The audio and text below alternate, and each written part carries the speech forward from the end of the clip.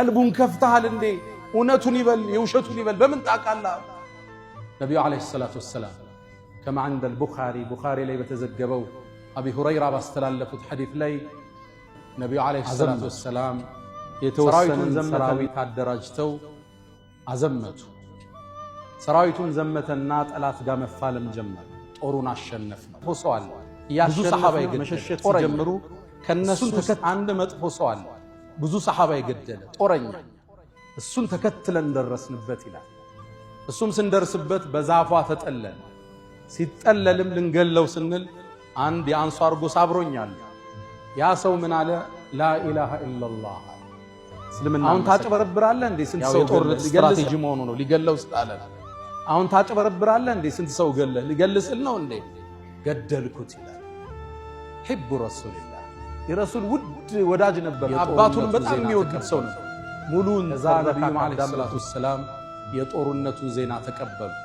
ሙሉን ተረካ ካዳመጡ በኋላ እሱ የሰራውን ዜና ሰው የአላህ መልእክተኛ ቡኻሪ ላይ አንድ ሰው ነበር አውቆ ላ ኢላሃ ኢላላህ ሲል ገደልኩት አላቸው። ረሱል ፊታቸው ተለወጠ። አቀተልተሁ بعد أن قال لا إله إلا الله لا إله إلا الله ካለ በኋላ ገደልከው አሉ። አው ያ አላህ መልእክተኛ እሱም ስንደርስበት በዛፏ እቺ ላ ኢላሃ ኢላላህ የውመል ቂያማ መጣ ስትሞግትህ መልስህ ምንድነው አሉ።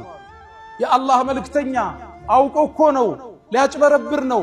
እገሌን ሰሃባ ገሏል፣ እገሌን የገደለው እሱ ነው፣ እገሌን ያቆሰለው እሱ ነው። ዝርዝር አወጣ። ታዲያ የውመል ቂያማ ላ ኢላሃ ኢላላህ መጣ ስትጠይቅህ መልስህ ምንድነው አሉ። የአላህ መልእክተኛ እስትግፋር አድርጉልኝ አላቸው። ምንድነው መልስህ? የውመል ቂያማ ላይ የሰራውን ዜና ሰው የአላህ መልእክተኛ አንድ ሰው ነበር ከዛ በፊት አውቆ ላ ኢላሃ ኢላላህ ሲገደል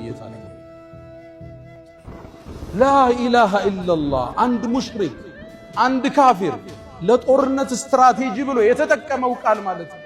የአላህ መልእክተኛ አውቆ እኮ ነው ያለው ልገለው ስል ነው ያለው አላቸው። የውመል ቂያማ መጣ ስትሞግትህ መልስህ ከፍተሃል እንዴ?